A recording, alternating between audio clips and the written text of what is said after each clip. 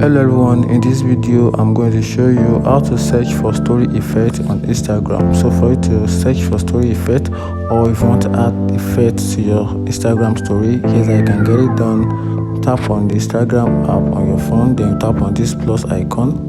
So currently this is what I want to use for my tell me why you no go like this. So this is what I want to use for my Instagram post, and I need to add effect.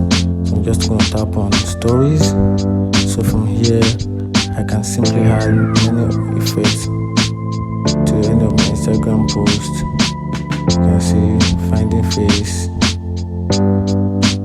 So from there I can now search. I can use browse effect option, which is just tap on it, and from here they will see a search icon over here where you can simply search for effect. So if you want blur option, if you want blur effect, just tap on the blur effect right here.